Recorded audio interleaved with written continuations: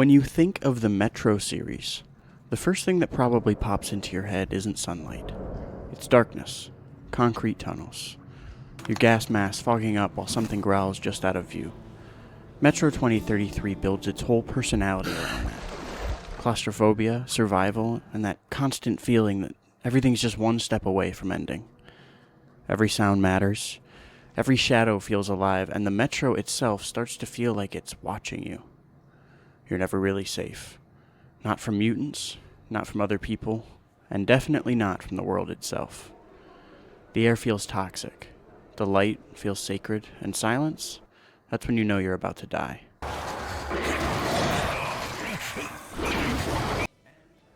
It's not just a shooter, it's a mood, a space. And that space makes you feel trapped in the best way possible. 2033 thrives on dark corners, flickering flashlights, and that constant, "Oh no, what was that noise?" anxiety that permeates good survival horror. Last Light attempts to show a brighter side, showing the life that has flourished within the Metro. Stations are brighter, people are singing, arguing, laughing. There's actual life. It's all duct taped together, but it's life. Through both games, we experience that world through little Artyom. This guy holding it all together by sheer willpower and more cigarettes than your uncle. On the surface, he's your classic FPS protagonist. Quiet, competent, a little too good at everything. But what makes him interesting isn't the shooties, it's the thinkies. Between missions, his journal entries show us more. We get into a window into who he is, his doubts, his guilts, his kinks. Those entries are what make Artyom feel real, and also make him not a silent protagonist. As I entered the abandoned tunnel with Bourbon, I wondered if I'd been wrong to trust Through him, you start to get what Metro is really about. It's not just surviving the end of the world, but trying to live in it. It's these pieces of the Metro series as a whole that really draw me in. Every aspect of the series that attempts to put you into the shoes of Artyom rather than just show you what he's up to. Like, since the beginning, the Metro games have had a Ranger mode, an optional mode that includes no HUD, and while there are games that give you the option to remove the HUD entirely, too often I think removing the HUD results in simply losing access to basic information, my health, stamina, or ammo count, but not in Exodus. Exodus tries to cram everything onto you, so your health is bloody streaks on the screen. Checking your inventory means pulling off your backpack to rifle through or repair your guns and armor. Checking the map and objective is a whole clipboard, and on your arm is your Geiger counter, your filter time, and a compass pointing to your next objective that you can pull up and check a million times as you wander into new things and you keep getting lost over and over and, oh, where was I going again? While the first two Metro games keep you on a linear path to Storytown, giving you a slower, more deliberate adventure into the depths of the Metro, Exodus throws you right out into the open. After a brief sequence where you find out everything was a lie and, oh yeah, trains exist, you escape the Moscow Metro. And also, you blow up a whole train in the process, because, of course.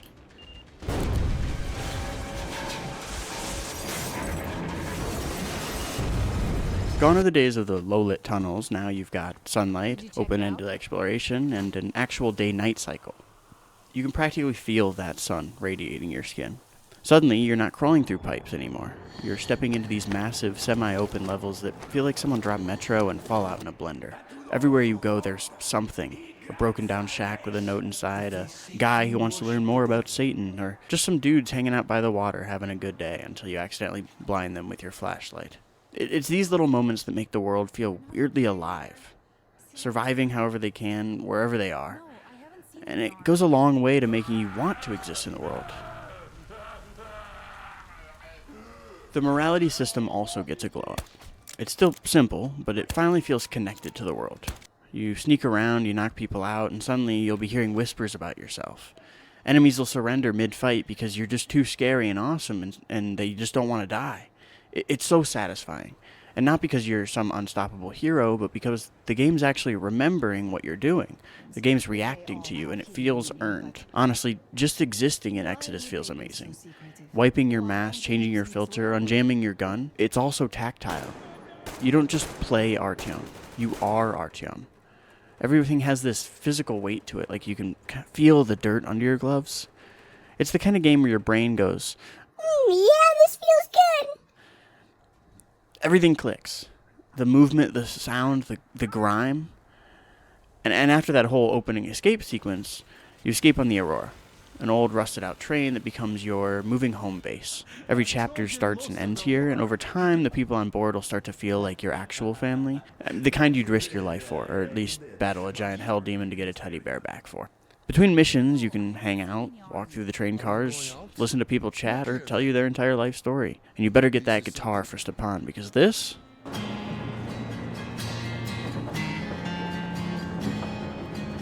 is awesome. And I think that's where Exodus really hits its stride.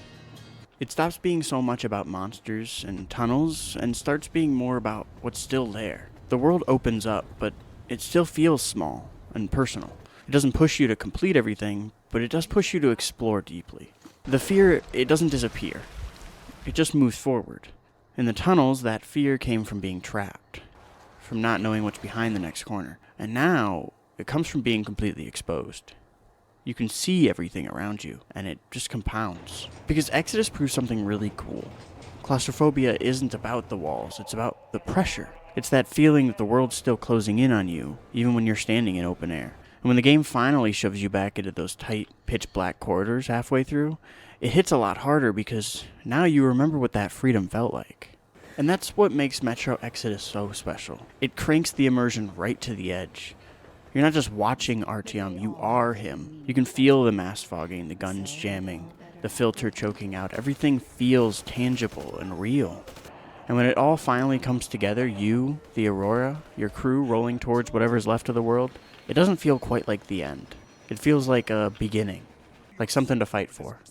Metro Exodus masterfully utilizes its tools of immersion and world building to create something truly special. And it's truly worth taking the time to live in. And that's the vibe of Metro Exodus.